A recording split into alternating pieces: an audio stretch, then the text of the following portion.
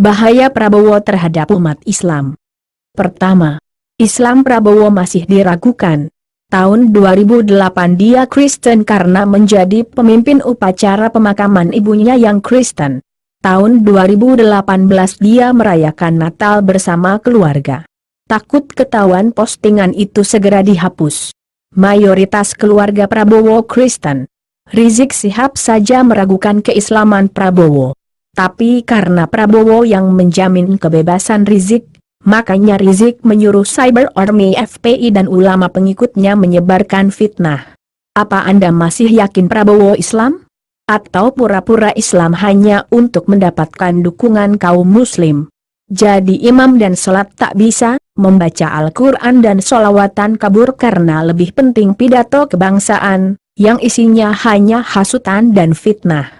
Ditanya soal agama dengan bangga menjawab ilmu agamanya kurang. Ditanya keislaman Prabowo, pada tim kemenangannya dan mantan istrinya bilang Prabowo Islam dari lahir. Tapi Prabowo mengakui Islamnya dari muda, bukan dari lahir. Apakah Anda masih percaya dengan orang munafik ini? Ibunya Prabowo Subianto lahir dan meninggal seorang Kristen Protestan. Prabowo yang memimpin upacara pemakaman di bagian Kristen Protestan. Prabowo yang memimpin upacara pemakaman di bagian Kristen Protestan Tanah Kusir.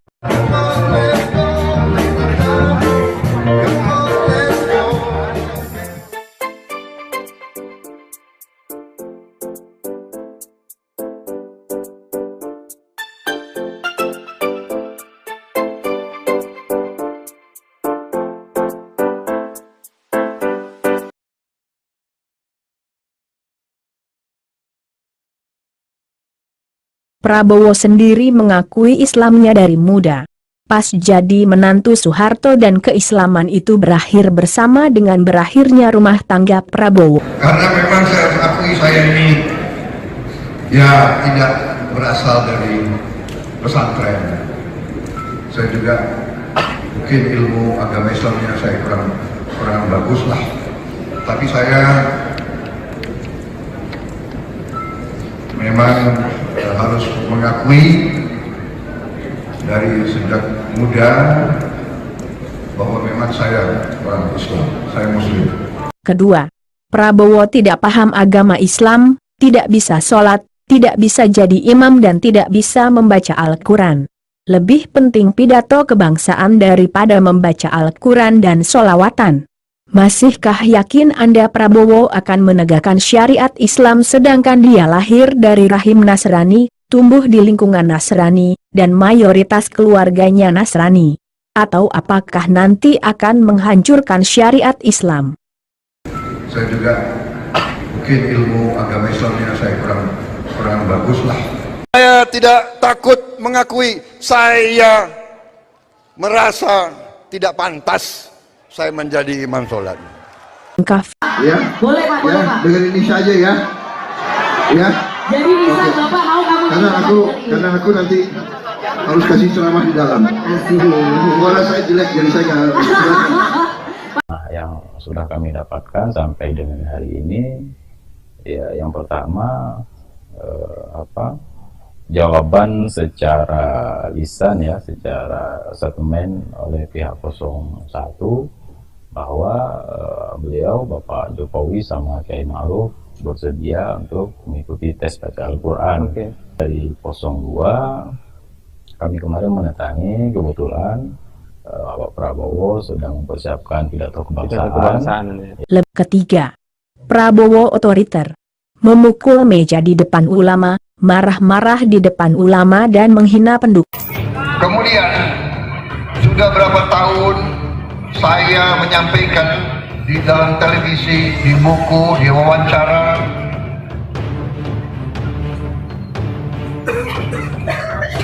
Kenapa kok? Ada apa? You bicara sendiri di situ.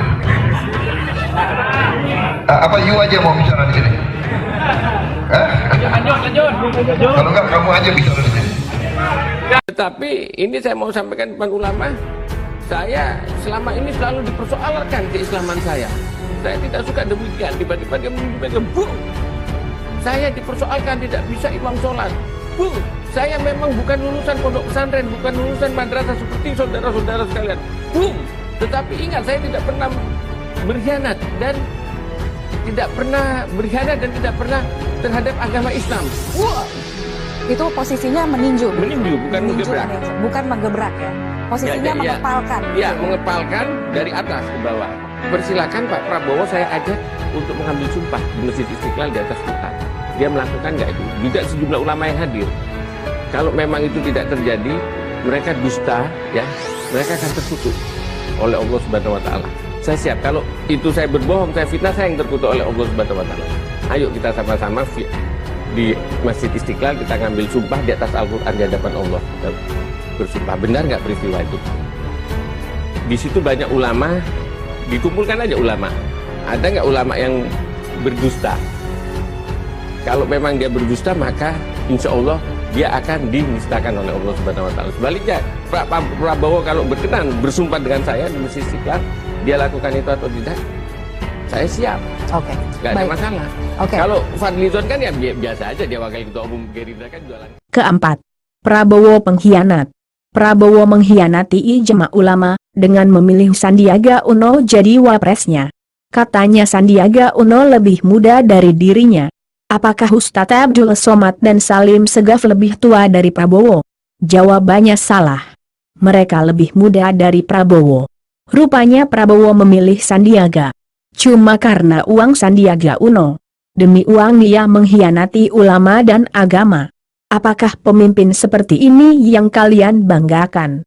Tong kosong nyaring bunyinya. Bisanya koar-koar, tapi isi kepala kosong. Bisa hancur negara di tangan Prabowo 2030. Prabowo butuh cawapres yang bisa mendongkrak elektabilitas dirinya karena dia harus melawan petahana. Sebagai orang politik tentu dia bisa mengukur diri secara kalkulasi politik kalah. Sayangnya Gerindra sudah putuskan, terlebih dia menjadi calon presiden. Mau tidak mau harus mau.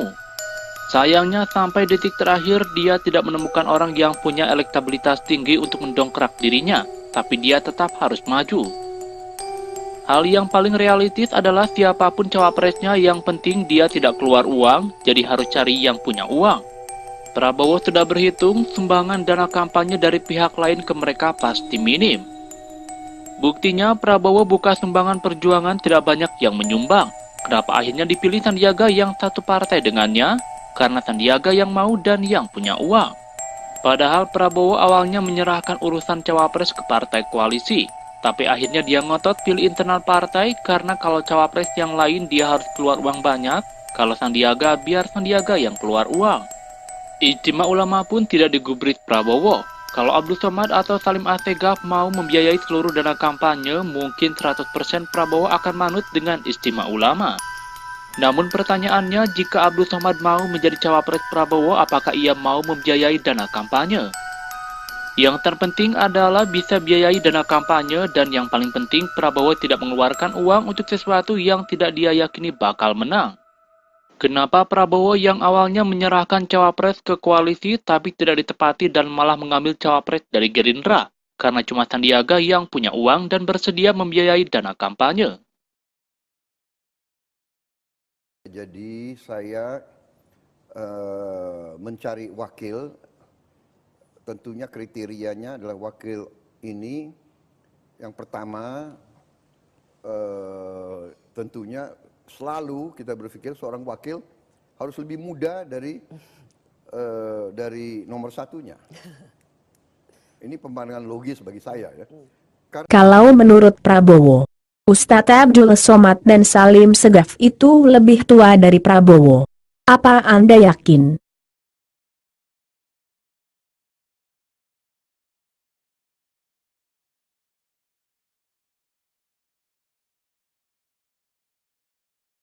Ternyata ini alasan Prabowo.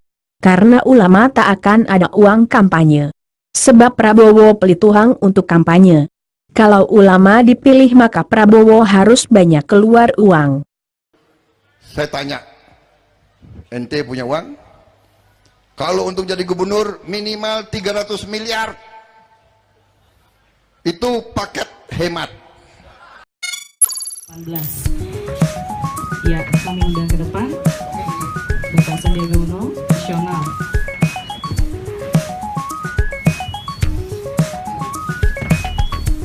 Ya, kami persilakan Pak. Halo, selamat sore. Tim bendahara ingin melaporkan sebetulnya dan lain-lain. Intinya sekali lagi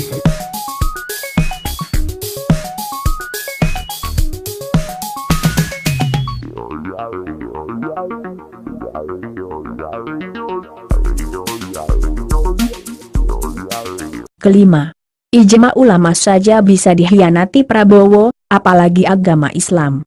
Pelajaran agama Islam bisa dihapus.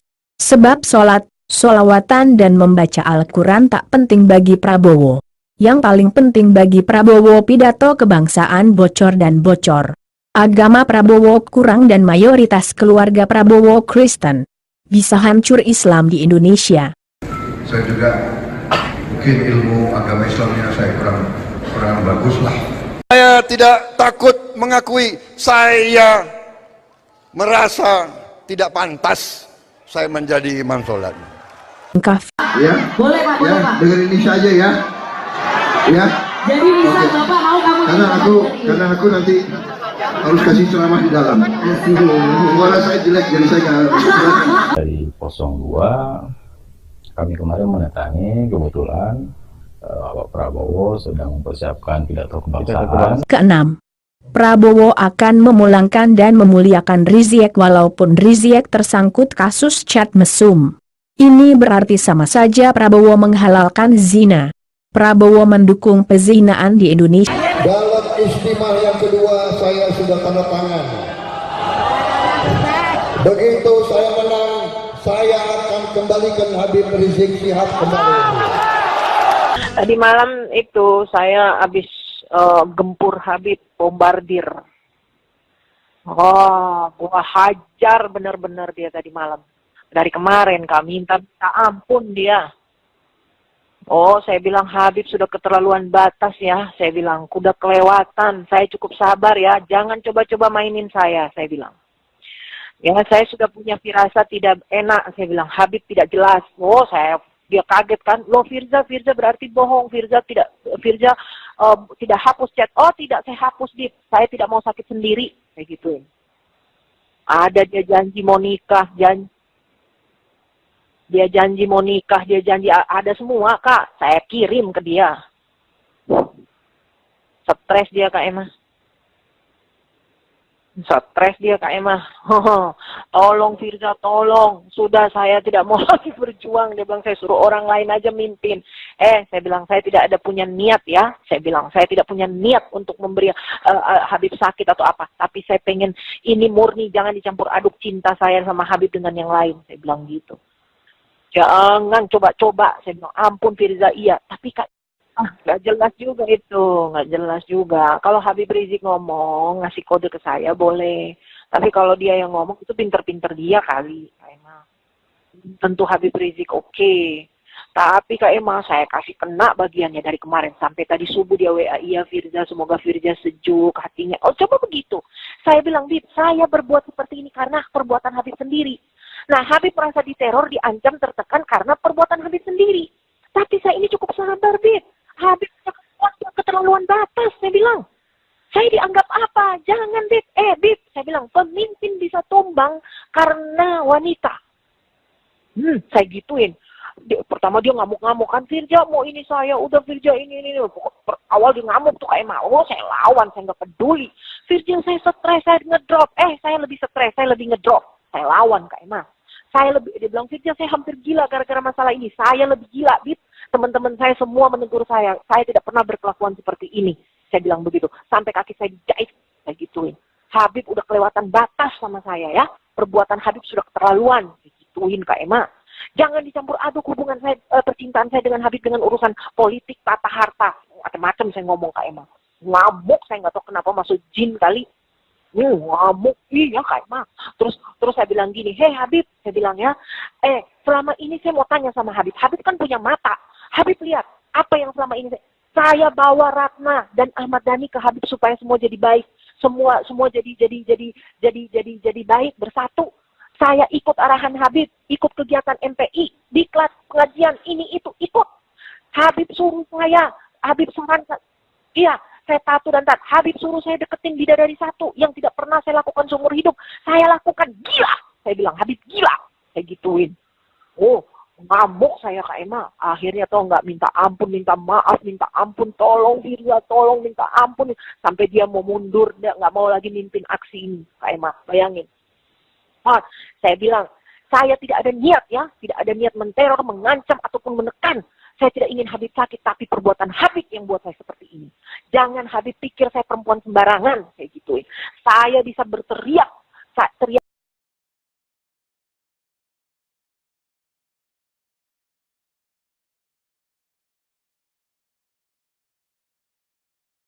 Ketujuh, adu domba, fitnah dan saling menghujat akan dihalalkan, kecuali untuk Prabowo. Sebab hampir semua tim sukses Prabowo menggunakan senjata setan yaitu fitnah, untuk menjatuhkan. Semua ulama yang dizolimi, semua ulama yang dipersekusi akan kita bela, akan kita bebaskan.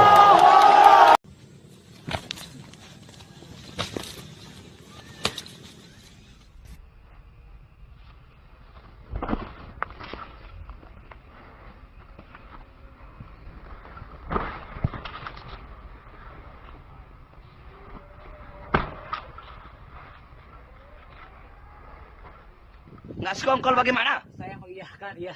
Sekongkol. Hah? Sekongkol. Mengiyakan. Iya kan? Iya. Hah? Sekongkol nanti berdua. Emak-emak yang ditahan juga akan kita bebaskan.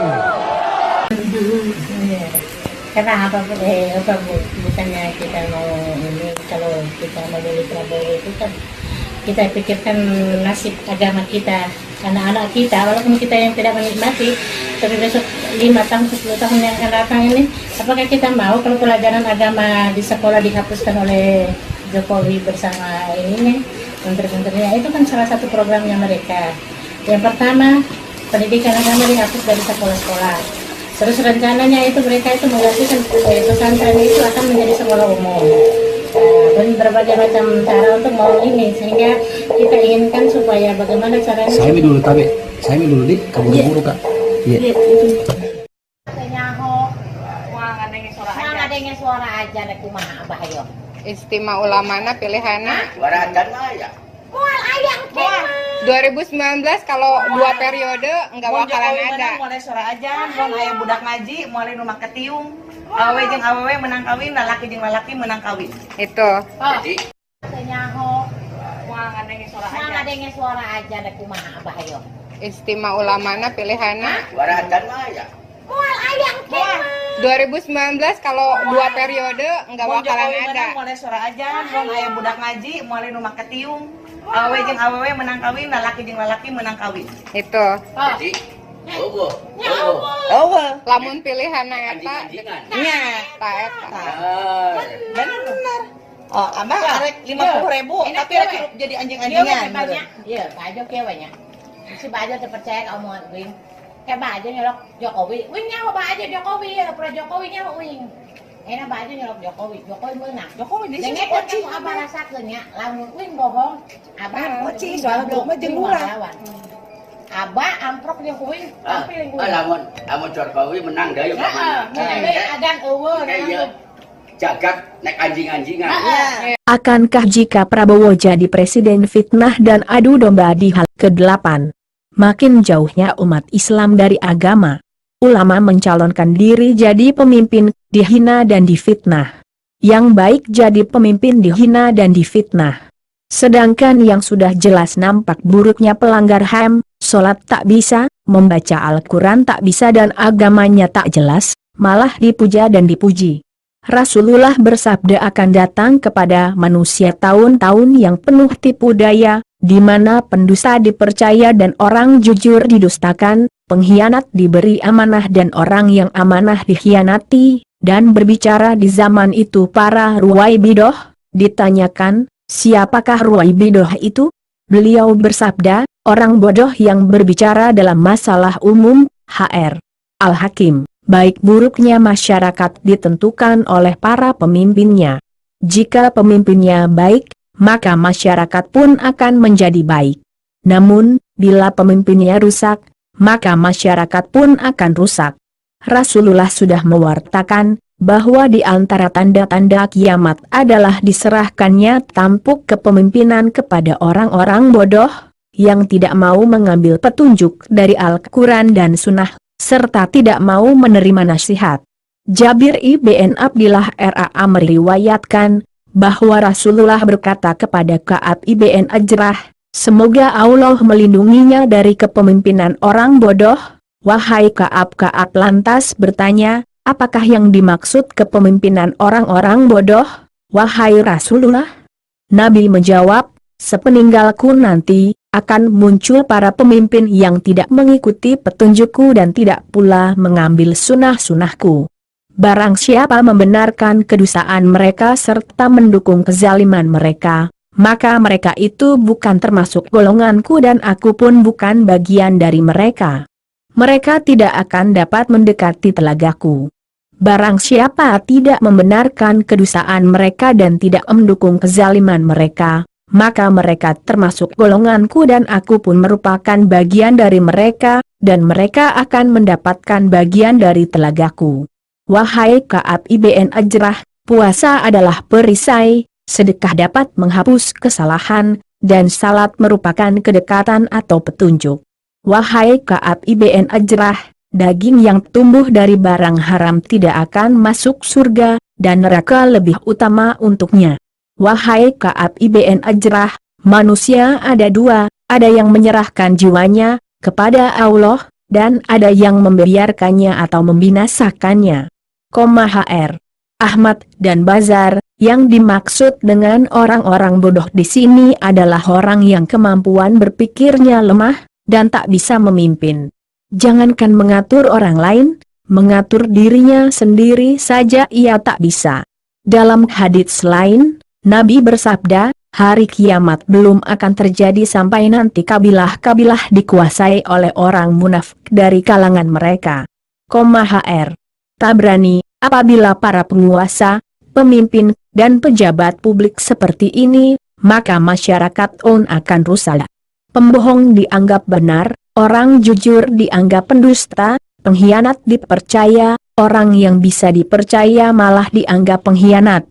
Orang bodoh akan berbicara, dan orang pintar diam saja. Asy-Syabi berkata, hari kiamat belum akan terjadi sampai ilmu dianggap kebodohan dan kebodohan dianggap sebagai ilmu. Sesungguhnya akan datang kepada manusia tahun-tahun penuh tipu daya. Para pendusta dipercaya sedangkan orang jujur dianggap berdusta. Pengkhianat diberi amanah sedangkan orang yang amanat dituduh khianat. Dan pada saat itu, para ruwai bidah mulai angkat bicara. Ada yang bertanya, siapa itu ruwai bidah? Beliau menjawab, orang dungu yang berbicara tentang urusan orang banyak, umat. Hr. Ahmad, sesungguhnya yang aku takutkan atas umatku adalah berkuasanya para pemimpin yang menyesatkan. Hr. Abu D. Inilah bukti kebodohan Prabowo. Menerima berita tanpa memfilternya dahulu dan mudah terhasut. Bisa kembali ke Orba dan banyak penculikan lagi. Inilah bukti kebodohan Prabowo. Menerima berita tanpa. Dapat laporan di RSCM ada alat pencuci ginjal yang seharusnya alat itu punya saluran-saluran dari plastik, dari karet, dan dari alat-alat tertentu yang hanya boleh dipakai satu orang satu kali. Saya dengar ada yang melaporkan kepada saya di RSCM hari ini dipakai 40 orang. Jadi orang yang sakit ginjal dia harus hidup dari pencucian darah, tapi kalau dia ke RSCM alatnya dipakai 40 orang, dia bisa dapat macam-macam penyakit.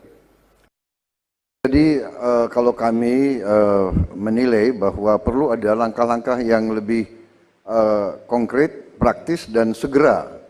Sebagai contoh, Bagaimana bisa seorang gubernur gajinya hanya 8 juta?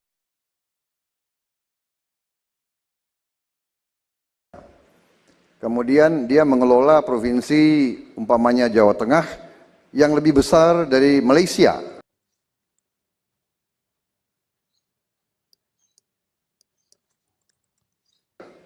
Dengan APBD yang begitu besar. Jadi ini hal-hal yang tidak realistis. Nabi berkata, sepeninggalku nanti, akan muncul para pemimpin yang tidak mengikuti petunjukku dan tidak pula mengambil sunnah-sunnahku. Bodoh. Ngurus keluarga gagal. Bodoh. Di TNI dipecat.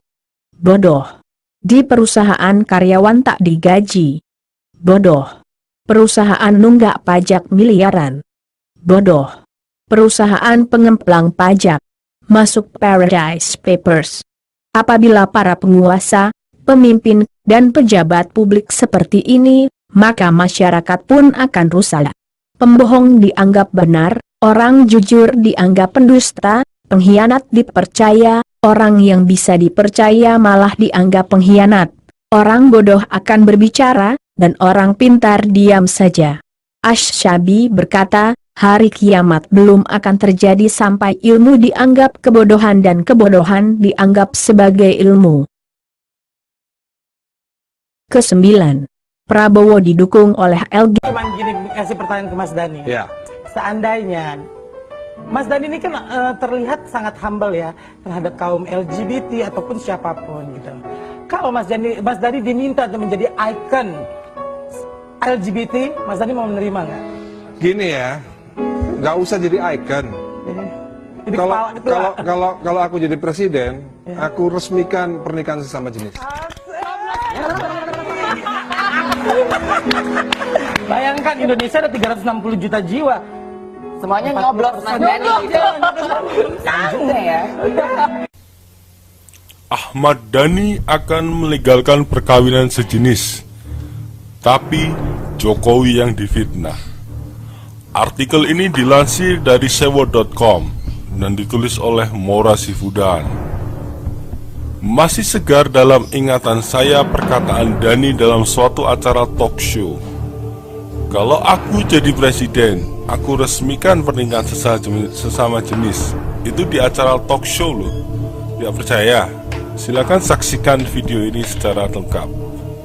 Sudah disaksikan secara saksama, jadi itu sudah jelas-jelas terbuka bahwa yang akan melegalkan pernikahan sesama jenis itu adalah Ahmad Dhani. Tidak ada di negeri ini yang mau belak-belakan soal bicara melegalkan pernikahan sesama jenis di Indonesia kecuali Ahmad Dhani. Tahukah Anda bahwa Ahmad Dhani adalah pendukung berat Prabowo Sandi? Dia rela katanya menjual rumah demi memenangkan Prabowo. Dia rela menghina NU demi membela Prabowo. Bahkan sudah dipenjara pun dia masih tetap mendukung Prabowo. Tetapi apa yang disebarkan relawan Prabowo Sandi justru kebalikan dari realitas yang sebenarnya. Justru mereka memfitnah bahwa Jokowi akan melegalkan pernikahan sesama jenis. Kan jadi aneh. Bahkan sampai ditangkap karena menebar fitnah demi mendukung Prabowo yang didukung oleh caleg pendukung perkawinan sejenis. Kalau menurut logika berpikir, seharusnya mereka menyerang Prabowo karena di kubunya ada Ahmad Dhani, orang yang setuju dengan perkawinan sejenis.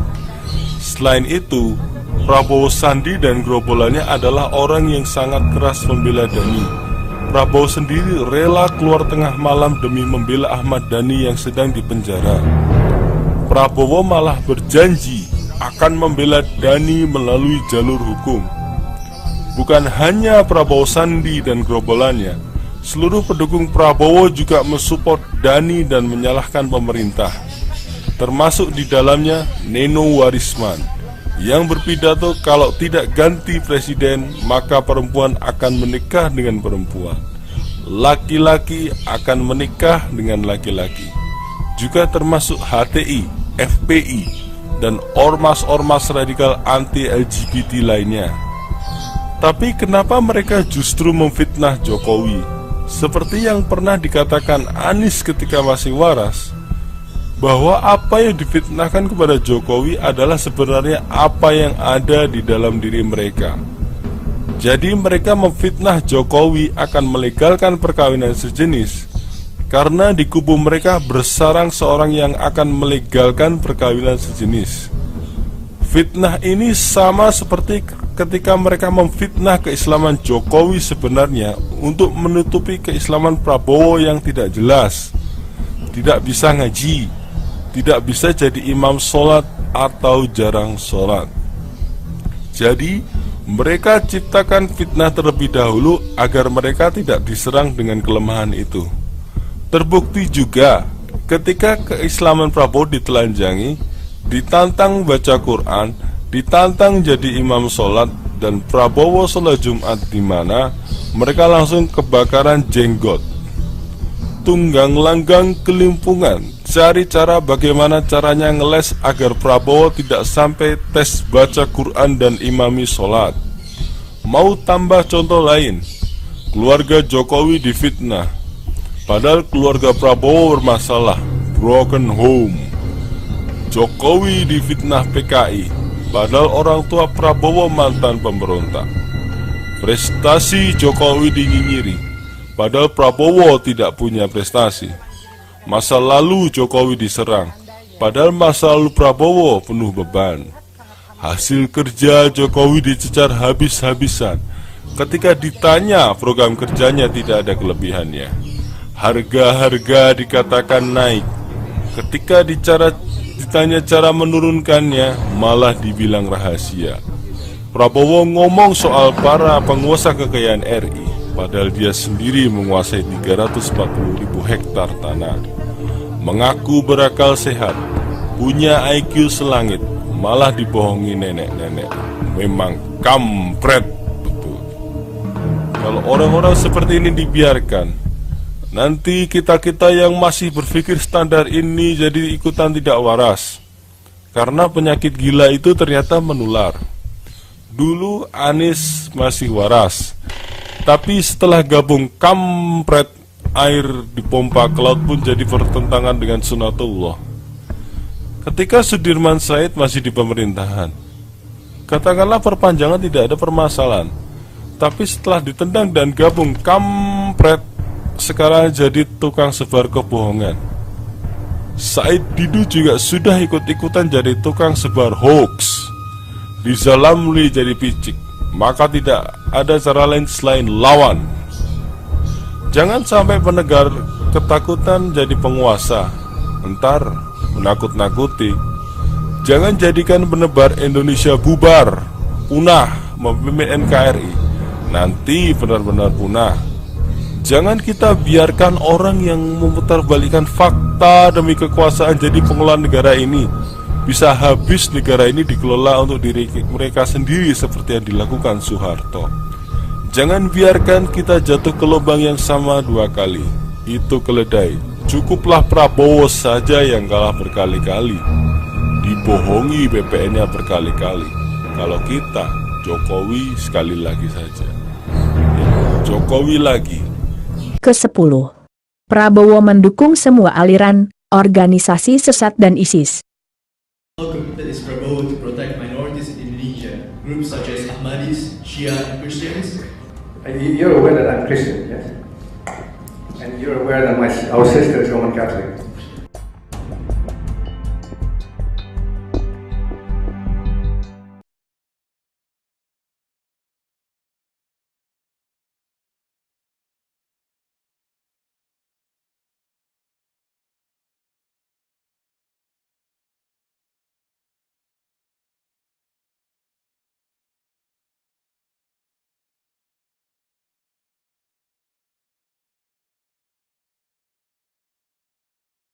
Ke-11. Prabowo akan perbanyak pegawai Kristen di pemerintahan. Pemerintahan akan dikuasai Kristen dan umat Islam akan ditindas. Prabowo akan perbanyak pegawai Kristen di pemerintahan. I just give you an example. At the Ministry of Agriculture, which is controlled by the PKS, Pak Dino, yeah? 73, in the last 9 years, 73 Christian government officials have been fired from the Ministry of Agriculture, and none have been replaced. In fact, at this very moment, there are no Christian government officials in the Ministry of Agriculture. That tells you something, doesn't it? It must tell you something. That if this is allowed to continue, unrestricted, you can understand what I mean. In one ministry alone, 73 Christian government officials have been relieved of their posts in 9 years. None have been replaced. Not a single Christian government official is in a post in the Ministry of Agriculture. That's what I mean by political will. The government of Indonesia must stop this discrimination. Ke-12. Prabowo menjadikan FPI, PKS dan organisasi Islam pendukung hanya sebagai alat politik. Mereka menganggap Islam itu kelompok ekstremis. Dan mereka telah menaklukkan kaum ekstremis tersebut dengan rahmat Tuhan mereka. Mudah-mudahan kelompok-kelompok ekstremis di Indonesia kita bisa jinakkan dengan kasih sayang Kristen. Ke-13. Prabowo akan memindahkan kedutaan Indonesia ke Yerusalem? Sebab Prabowo sangat pro-Amerika. Jika Prabowo jadi presiden, kedutaan Indonesia akan dipindahkan ke Gaza karena Prabowo pro-Amerika. So I think it's a matter for Australia and PNG and the United States, and I don't think it's a matter of concern for us. And their decision, I have not read that they are going to move the embassy to Jerusalem. Of course, we, as being supporters of the Palestinian people, we of course have our own opinions, but well, Australia is an independent and sovereign country, and we must respect their sovereignty. It means that Prabowo is very pro-American. He's been to American high school. He went to American grade school. I mean, he's been going to American school all his life. He went to Special Forces. He was in Fort Benning, Fort Bragg. I'm pro-American. Until recently, I was an investor in California in a big way, in the oil business. Yes, the U.S. will be a privileged partner with Gerindra administration. Ke-14. Prabowo pendukung PKI. Karena Mars Gerindra mirip Mars komunis Chili. Dan pernyataan adik Prabowo yang menerima dukungan anak PKI.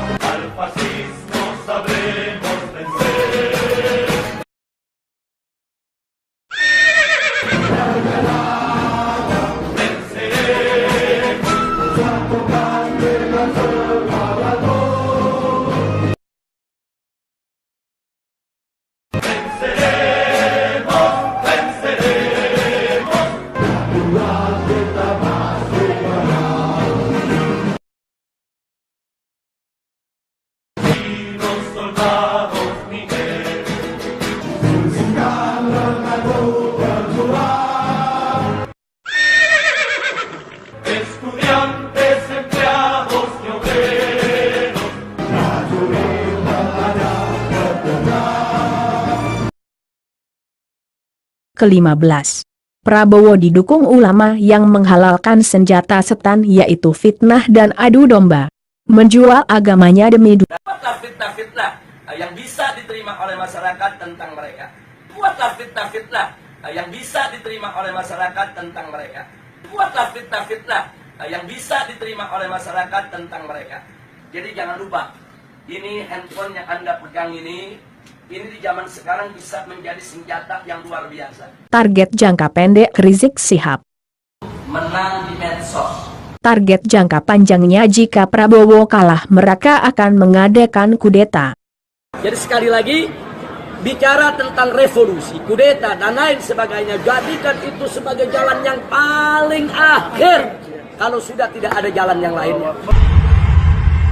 Mana Pak Prabowo dan Pak Sandiaga Uno? Sampaikan kepada mereka, Pak Prabowo, Pak Sandiaga Uno, antum nggak usah kampanye, antum nggak usah ngapa-ngapain, antum diam aja, cukup antum minta audit forensik komputer KPU, ane jamin ente menang di atas 60%, saudara.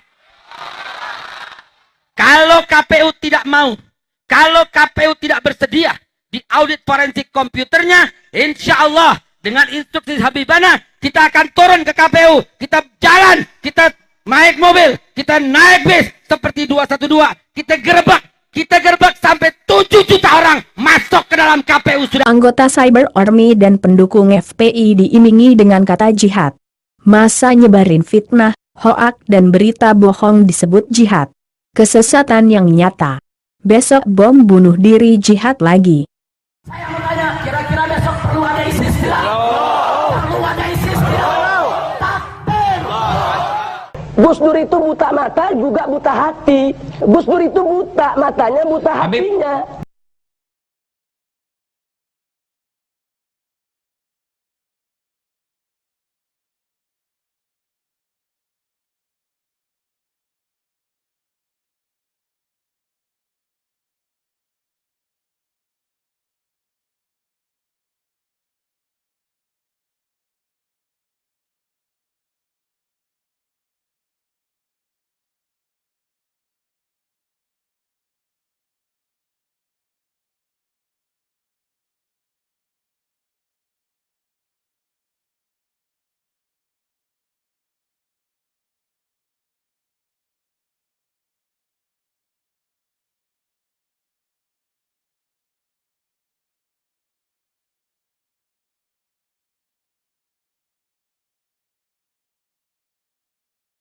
Tahun 88 obat kurap. Kalau tentara dan polisi nggak bisa menegakkan hukum di sana, nggak berani untuk menangkap para pelaku, suruh pakai BH sama rok. Ulama yang bejat, ulama yang buruk, ulama yang busuk. Gus Dur itu buta mata juga buta hati. Mas Said Agha-Siraj, Ketua Umum PBNU, sudah dia gedek sama Wahabi. Nah karena Wahabi pada jenggotnya panjang-panjang, yang disalahin jenggot. Goblok. Mana aja lu anak Tuhan dari mana?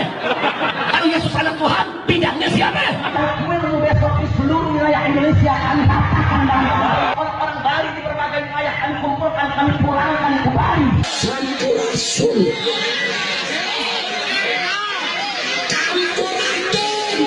Pancasila Soekarno, ketuhanan ada di pantat. Presiden goblok. Udah menteri agamanya saudara sesat, kurang ajar, korinya dajjal, istananya menjadi istana iblis. Mulai hari ini, mari kita sebut PBB. Bukan lagi sebagai perserikatan bangsa-bangsa, tapi perserikatan bangsa-bangsa. PBB perserikatan bangsa-bangsa. Perserikatan bangsa-bangsa. Perserikatan bangsa-bangsa. Pangkat Jenderal otak hansip, pangkat Jenderal otak hansip, pangkat Jenderal otak hansip. Betul. Tetap kering, tetap halus. Pembalut itu yang benar begini. Begitu ditempelkan ke vagina, walaupun ditekan-tekan bagaimana, tetap tidak rembes, tetap kering. Contohnya yang sudah ada di Jakarta ini, usianya sudah usur, boleh dikatakan sudah mau mati, sudah mau menghadap Allah. Ditanya, mau nggak Bapak jadi wakil presiden? Oh siap. Kalau nggak salah tahun 2017, saya ceramah di Masjid Al-Falah. Saya katakan saya tidak percaya yang namanya Tuan Guru Bajingan, Bajang. Indonesia ini, pemerintah ini sebenarnya, monyet-monyet berseragam coklat itu bukan anti sama ISIS. ISIS itu kambing hitam. Mereka anti kepada Islam. ISIS itu kambing hitam saja. Hizbut Tahrir dibubarkan lewat Perpu nomor 2. Itu kambing hitam. Jika ternyata pemimpin itu adalah benar-benar pemimpin yang culas, korup, dan berkhianat kepada Allah Subhanahu wa Ta'ala dan agama Allah Subhanahu wa Ta'ala, maka Anda adalah salah satu orang yang mempunyai saham dalam dosa-dosa bersama pemimpin tersebut. Setiap dosa yang dilakukan pemimpin tersebut, jika dilakukan atas dasar kepemimpinan yang Anda berikan, itu semua adalah tabungan dosa buat Anda yang telah memilihnya. Menjaga amanat yang dibebankan kepada Anda adalah kejernihan pikir dan hati Anda di saat memilih, dengan tidak terpengaruh oleh rupiah, hadiah dan janji jabatan yang diberikan kepada Anda, atau hubungan persaudaraan atau organisasi dan partai. Hadirkan di hati Anda kejayaan Islam dan umat Islam di saat Anda memilih. Jauhkan kepentingan-kepentingan yang tidak karena Allah Subhanahu wa Ta'ala. Tuh, waqala radhiyallahu anhu, silahul li'am gabihul kalam, katanya Zainal Abidin. Senjata orang-orang hina, orang-orang kerdil, orang-orang celaka, orang-orang apes, orang-orang sial, mereka punya senjata. Tahu gak senjatanya orang-orang yang hina apa? Omongan yang kotor, mencaci, memaki, memprovokasi, ngeluarin kata-kata yang gak baik. Udah tuh, udah senjatanya mereka gitu. Itu senjatanya dia orang. Ente mau jadi kiram auliam, mau jadi orang-orang yang mulia atau orang-orang yang hina. Kalau ente orang mulia, udah jangan memaki, jangan mencaci. Cacian, makian itu senjata orang-orang yang hina. Allah Ta'ala menceritakan tentang keadaan para sahabat. Siapa mereka? Alladzina qala lahumun nas. Mereka adalah orang-orang yang tatkala, ya, orang-orang di luar sana, orang-orang, ya, apa bahasanya ya, apa ya, orang-orang di luar sana itu pengen menakut-nakuti mereka, bawa kabar yang membuat mereka nih ketakutan. Padahal kabar palsu, kayak kita zaman kita sekarang. Iya, hati-hati, pihak luar mau invasi kita, menguasai negeri kita, hati-hati. Dibikin kita galau, takut. Iya kan? Persis sama kayak yang di ayat. Hati-hati, ini orang-orang di luar sana itu, mereka udah mengerahkan kekuatan mereka, orang-orang mereka jumlah yang sangat banyak untuk menggempur kalian, wahai para sahabat Rasulullah. Persis kan sama zaman kita? Ono bawa isu, ini juga bawa isu. Isunya persis. At-tarikh yu'id nafsahu binafsih. Sejarah mengulang dirinya kembali. Sama. Innan nasa qad jama'u lakum fakhshawhum, hati-hati, biar waspada, takut, hati-hati. Persis 100% kayak zaman kita. Ini kan kabar disebar supaya apa? Supaya kita resah, supaya kita takut. Lihat, tatkala kabar disebar, hati-hati, musuh mau menguasai kita. Yang ada, keadaan kita saat ini bagaimana? Kemakan. Kemakan. Dan orang yang kemakan, mayoritas kita yang kemakan dengan isu kayak begini, isu nih, ya. Bagaimana keadaan mereka? Ada yang galau, ada yang stres, ada yang mencaci, ada yang memprovokasi, ada yang memaki, ya, ada yang bikin begini, yang begitu. Taib. Ini kan keadaan yang kita lihat dengan mata kepala kita saat ini. Tapi coba lihat, kasus yang sama kan terjadi di zaman sahabat Rasulullah. Kasus yang sama terjadi di zaman sahabat Rasulullah. Apa yang mereka, bagaimana sikap mereka tatkala menghadapi keadaan ini?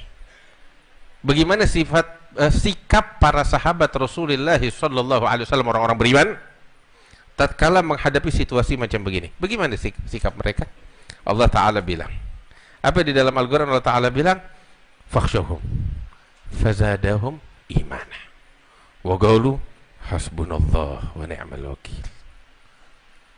Tatkala isu dilempar kepada mereka, apakah mereka takut? Yang ada di hati mereka, fazadahum imana, bertambah di dalam hati mereka keimanan kepada Allah. Lihat, Allah di sini nyebutin yang ada di hati mereka nih keimanan. Artinya apa? Di dalam hati mereka ketika dibuang ini isu, lo takut sama manusia-manusia yang udah siap menggempur kalian, menguasai kalian. Hati-hati, bahaya ini. Allah Ta'ala bilang, fazadahum imana. Dalam hati mereka tuh sama sekali nggak ada tempat kecuali Allah. Nggak bertambah apapun di dalam hati mereka. Ingat, tidak bertambah apapun di dalam hati mereka. Ini Allah nyatakan, kecuali keimanan sama Allah. Artinya, yang makin ditebar isu macam begini, hati mereka makin penuh dengan Allah. Tatkala hati mereka penuh dengan Allah, nggak ada tempat bakal yang lain. Dan yang mereka katakan, hasbunallah wa ni'mal wakil. Cukup bagi kami Allah, dan Dia adalah sebaik-baiknya Tuhan yang kami serahkan perkara kami kepadanya, Al-Wakil, yang mengurus urusan kami. Ada gak ente dapetin sini langsung mereka, ayo kita atur strategi, ayo kita lawan, ayo kita... Enggak. Allah gak nyebut itu semua.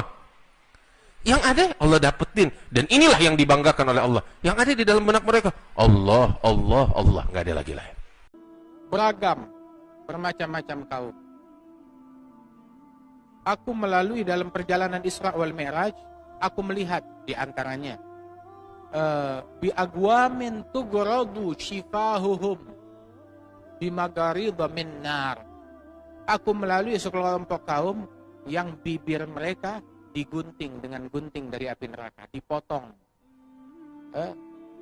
Setiap kali dipotong putus, lidahnya, mulutnya kembali seperti semula. Dipotong lagi, kembali seperti semula. Dan begitu seterusnya siksaan mereka. Tidak ada henti-hentinya.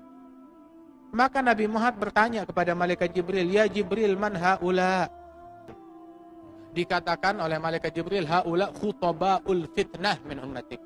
Mereka adalah pensyarah-pensyarah fitnah dari umatmu.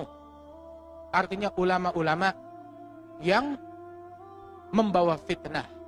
Apa itu fitnah?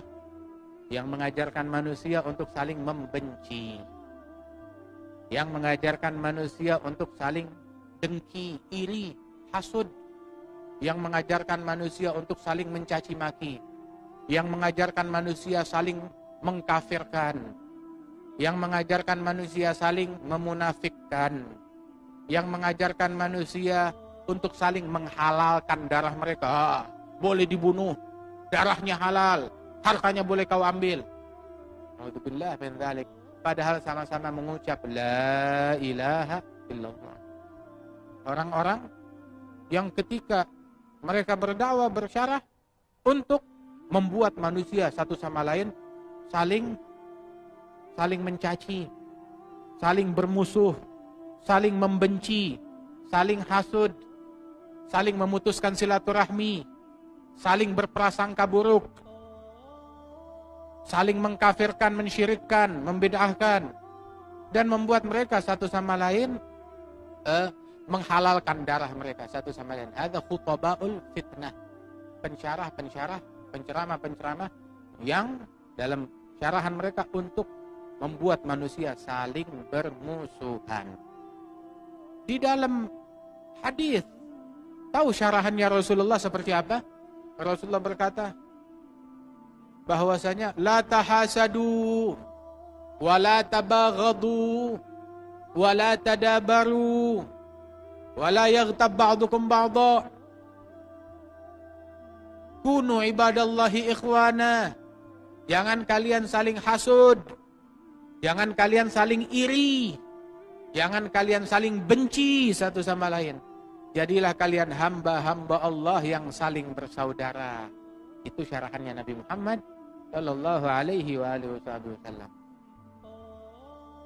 Tapi syaitan memiliki misi. Syaitan memiliki tujuan. Apa tujuannya syaitan? Innama yuridu syaitan ayyugi'a bainakumul adawata wal baghdha. Sesungguhnya syaitan memiliki misi, memiliki tugas, memiliki tujuan, menempatkan di tengah-tengah kalian al-adawah, permusuhan, dan menempatkan di tengah-tengah manusia wal baghdha, kebencian satu sama lain. Umat mau cari nabinya. Wahai para ulama, wahai para tokoh, wahai para aktivis, sajikan Rasulullah bakal kita. Wahai para ulama, wahai para mubaligh, wahai para dai, ajarin kita cara nangis dong. Nangisin dosa-dosanya kita, nangisin kesalahan kita, ajarin kita. Jangan ajarin kita nyaci maki orang. Jangan ajarin kita ghibain orang. Wahai para ulama, wahai para mubaligh, wahai para dai, ajarin kita cinta sama Nabi. Ajarin kita bagaimana kita menyayangi sesama. Ajarin kita bagaimana kita bisa menangis di kegelapan malam untuk Allah dan Rasul-Nya. Itu yang kita mau. Kita kalau mau belajar politik, Anda nggak bakal belajar sama ulama. Anda kalau mau belajar politik, Anda bakal pergi ke universitas, ada jurusan politik. Iya kan? Anda gak bakal datang sama ulama kalau kita mau bicara politik. Tapi ulama tugasnya nyampein kita kepada Allah, nyampein kita nih, nganter kita untuk mencapai ridha Allah. Ini tugasnya ulama, ini tugasnya mubaligh. Ya, itu yang kita harapkan. Allah. Inilah jihad kita yang sesungguhnya, saudaraku, membela bangsa, agama dan persatuan negara Indonesia. Like, subscribe, share dan sebarkan.